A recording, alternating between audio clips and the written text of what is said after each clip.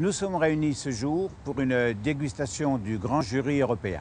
Vous ne verrez jamais dans les revues de vin qui sont financées par la publicité un comparatif entre des premiers crus classés et des vins de crus bourgeois, crus artisans qui sont des petits vins, comme je dis entre parenthèses, au point de vue réputation, au point de vue marque, mais qui font des vins d'une grande qualité gustative.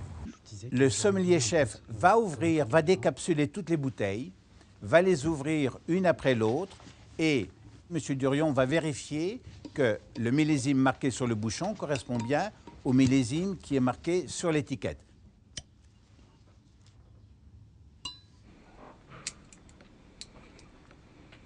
M. Durion vérifiera également la température des vins et on sera prêt à ce moment-là pour faire le service. 15 dégustateurs de très haut niveau ne peuvent pas se tromper en même temps sur le même vin le même jour.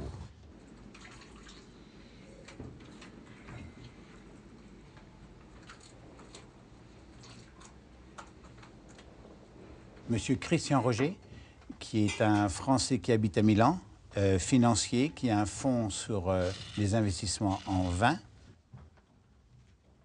Orazio Vagnozzi, qui est le patron pour l'Italie de KPMG, série grand amateur. Laurent Violette, le créateur de ces verres, un jeune plein de promesses, un spécialiste des vieux millésimes, qui est négociant à Bordeaux. Jean-Pierre Giraud, directeur commercial de la maison Taranceau, qui fait un peu la Rolls-Royce de la barrique en France. Et Michel Béthane, le critique français qui est connu de tous les amateurs et de loin, et même largement au-delà de la France. Jacques Perrin, qui est suisse, négociant, journaliste, professeur de philosophie. Wilfried von Grob, professeur à Columbia University. Kevin Sheen, qui est un informaticien, qui travaille beaucoup avec le gouvernement américain. Bernard Burchi, qui est statisticien, professeur dans les grandes écoles, qui écrit très régulièrement dans Le Figaro. Philippe Bourguignon, directeur du restaurant Laurent où nous sommes. Abidur, un luxembourgeois. Caroline Nautin, qui travaille dans le négoce à Bordeaux. Mariam, qui est une dégustatrice journaliste danoise qui habite à Barcelone. Olivier Poussier, meilleur sommelier du monde.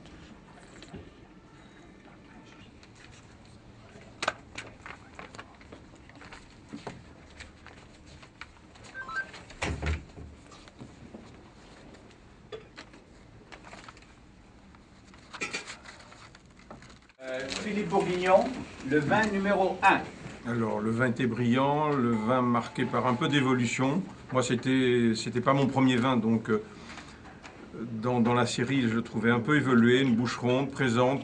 C'était un vin flatteur, je mets 89 sur 100. C'est le premier tiers pour moi. C'est le premier tiers pour toi, Orazio.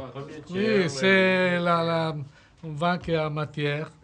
Belle matière qui t'a plu. Okay. Un vin marqué beaucoup par les épices, je trouve. Marqué par les épices, oui. Beaucoup de poivre gris là-dessus, sur ce truc-là. On est avec Pétrus.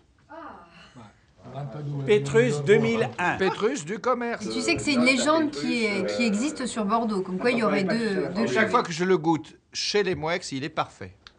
Et chaque fois que je le goûte chez Michel Rolland, il est parfait. C'est quand même une bouteille à 1400-1500 €. Hein. Merci. Bernard Burchi, vin numéro 2. Il y a un nez intense, c'est boisé, c'est souple, c'est bien tenu par les tanins.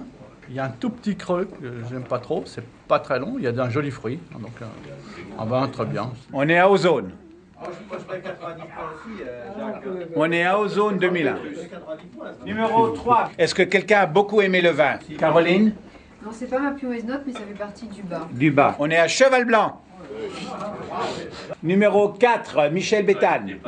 La robe était un peu avancée, c'était un peu truffé. C'est pas complexe, mais bon, c'est buvable. Hein. Ouais, je lui donner un côté sudiste, un côté bois brûlé du bois, un côté lard des fumées.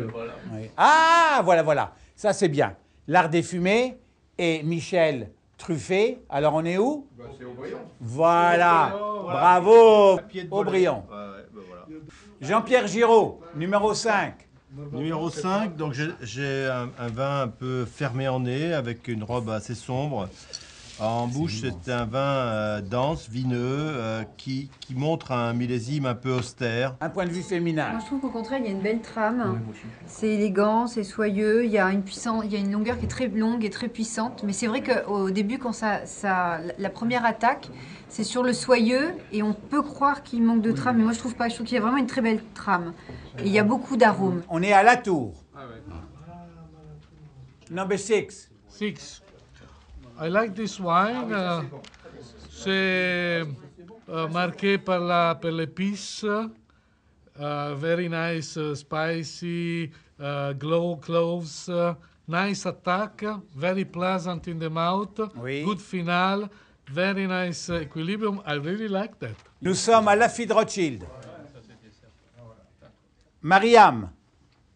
Number 7. Number 7 was not one of the best wines for me, but in the first third, I find it with a very intense, attractive red nose with a lot of spicy eucalyptus. I find it with a very good fruit and a nice freshness on the palate that I found lacking in some of the other wines. I would have wanted to have a little bit more depth on the palate, and I found it finished too much oak tannins, but I guess it's a matter of time. On est à Mouton Rothschild. Numéro 8, Abidur. Ça, c'est un vin qui me rappelle un peu le vieux style des vins de Saint-Émilion. C'est un vin que je note moyennement. Il est dans mon milieu. I like this wine. I find it very persistent, very salty, elegant, long on the palate, a little bit austere, a little bit dry, but I loved it. La Mission Brion. Numéro 9, Christian Roger. C'est un des vins qui m'a le plus posé de problèmes. J'ai dû le regoûter plusieurs fois. Je sais pas, j'arrivais pas. C'est un nez de café, une attaque qui au départ était un peu acide. En milieu, c'était un peu mince. À la fin, ça se gonflait, ça devenait presque trop lourd. C'est un vin difficile à noter. Je sais pas, j'ai mis ça dans le haut de mon troisième tiers. Le style nadalier, ça, avec beaucoup de... au niveau du tonnelier, ça ressemblerait plutôt à Château Margaux. Bravo, tu l'as trouvé, c'est Château Margaux.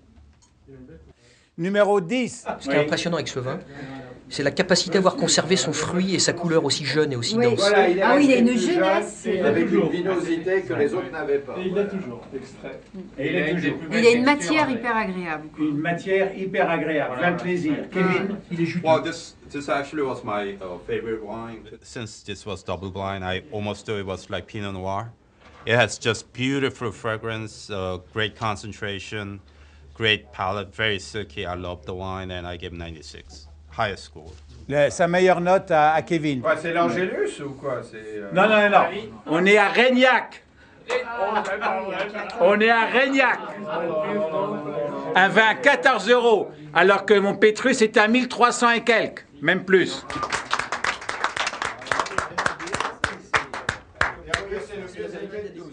Bravo, la vérité de la dégustation à l'aveugle.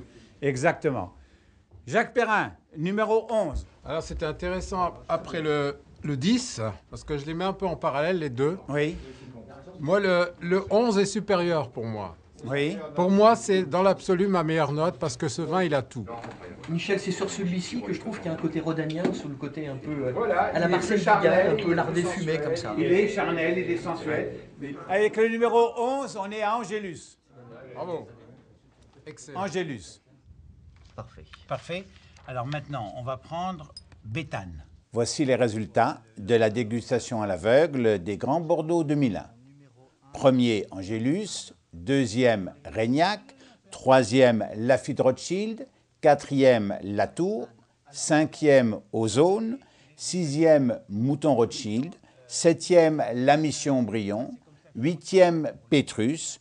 Neuvième, Aubryon. Dixième, Margaux. 11e, Cheval Blanc.